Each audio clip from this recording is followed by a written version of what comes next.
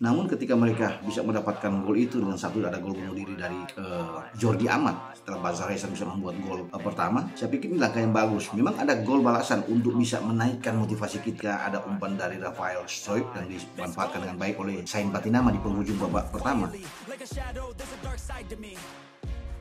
بشار علي جاسم العرضية المحاولة هدف ثاني جول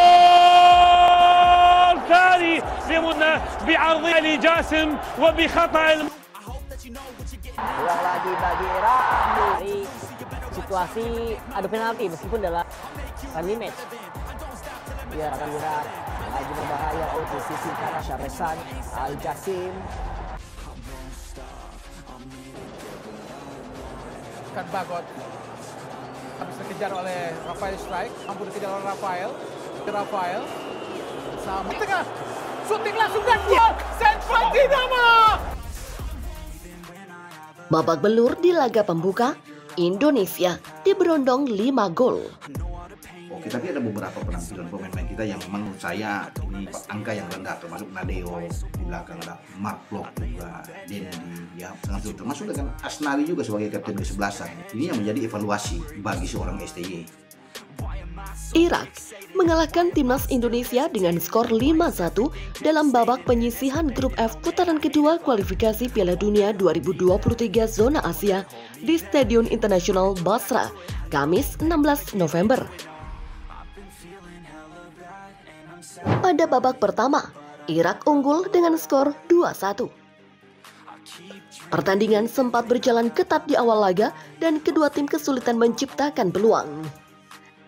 Irak akhirnya mencetak gol pada menit ke-19. Bashar Resan sukses melewati hadangan Asnawi Mangkualam di depan gawang Indonesia. Mendapatkan ruang finishing, Bashar ke sudut kiri gawang Nadeo Argawinata gagal diantisipasi dengan baik. Selanjutnya, gol kedua lahir dari kesalahan Jordi Amat. Jordi yang berusaha menghalau tendangan Aki Jasim justru mengirim bola ke gawang sendiri di menit ke-34. Skuad Garuda berhasil menciptakan gol jelang akhir babak pertama di menit ke-45+2. Dari sisi kiri, Rafael Struijk mengirim bola ke kotak penalti Irak. Bola diterima oleh Sain Patinama yang melalui sudut sulit masih bisa melakukan finishing tajam. Kiper Jalal Hasan gagal menghalau tendangan Sain.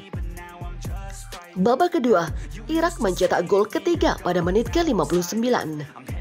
Osama Jabar dari luar kotak penalti mengarahkan ke pojok kanan gawang Indonesia. Jordi Amat dan Elkan Bagot yang berusaha menghalau bola gagal menghentikan aksi Osama.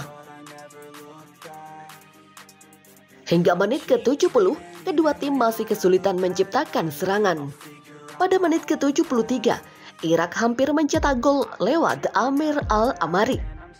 Memanfaatkan kesalahan Rizky Ridho yang berusaha mengoper bola dicuri oleh Amir. Amir sempat berduel dengan kiper Nadeo Argawinata dan tidak dianggap pelanggaran. Pada menit ke-80, Irak mencetak gol keempat. Melalui skema serangan balik dari sisi kanan, Ali Hasim melakukan tusukan.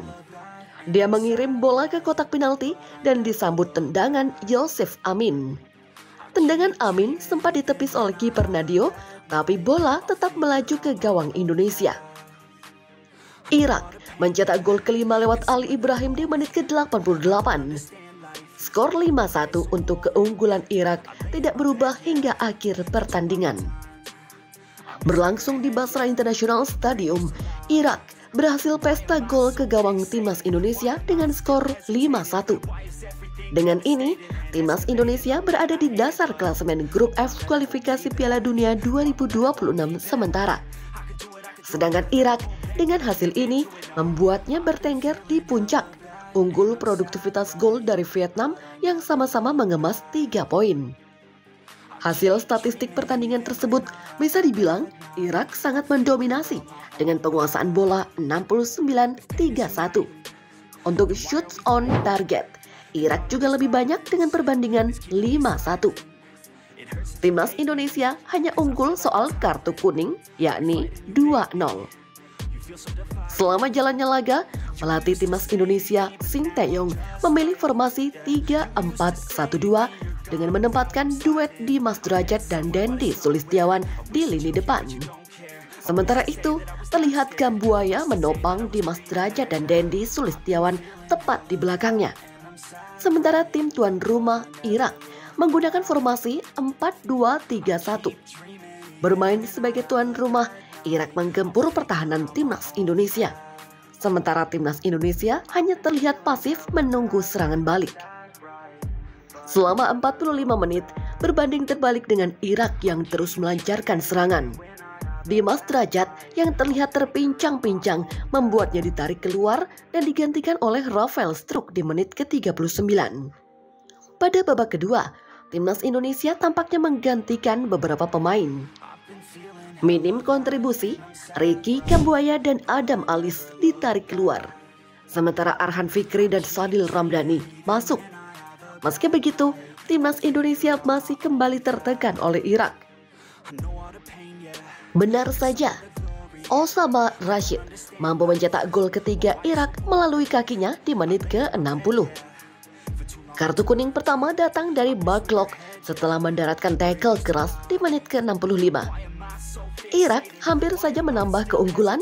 Naas suntikan salah satu strikernya melebar ke sisi kanan gawang Nadeo.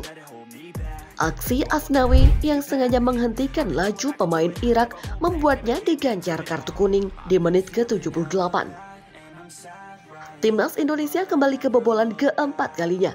Kali ini dicetak oleh Yosef Amin di menit ke-81. Melalui solo run, Al Yasim dari sisi kanan mampu memberikan umpan manis ke Yosef Amin yang berada di mulut gawang. Lagi dan lagi, Irak menambah pundi-pundi golnya. Kali ini giliran Ali Al-Hamadi yang mencetaknya melalui solo run dari tengah lapangan di menit ke-88. Tidak ada peluang lagi. Skor 5-1 bertahan hingga laga usai. Sementara itu, hasil baik justru didapatkan rekan sekawasan ASEAN, yakni Vietnam. Pelatih timnas Vietnam, Philippe Rozier, sangat bersyukur timnya bisa mengalahkan Filipina di kualifikasi Piala Dunia 2026. Keraguan terhadap timnas Vietnam akhirnya dijawab dengan sangat manis oleh Philippe Rozier di matchday pertama kualifikasi Piala Dunia 2026. Timnas Vietnam berhasil mengamankan 3 poin pertama di babak ini lewat kemenangan dalam lawatan ke markas Filipina pada Kamis 16 November 2023. 2 gol pasukan bintang emas masing-masing dicetak oleh Nguyen Van Ton di menit ke-16 dan Nguyen Binh Dak di menit ke-90+4. Rozier mengapresiasi kerja keras timnya dan mengaku puas dengan hasil yang diraih anak asuhnya meski harus bersusah payah. Saya mengapresiasi kemenangan hari ini dan puas dengan determinasi tim serta kesadaran kepatuhan terhadap disiplin taktis. Demikian ucap Rozier. Meski begitu, skema ini diakui tidak berjalan lancar, walau pada akhirnya Vietnam mampu mengatasi kesulitan dari permainan Filipina. Tanpa memikirkan Indonesia, Rozier ingin membawa kemenangan atas Filipina sebagai modal menjamu Irak di matchday kedua nanti.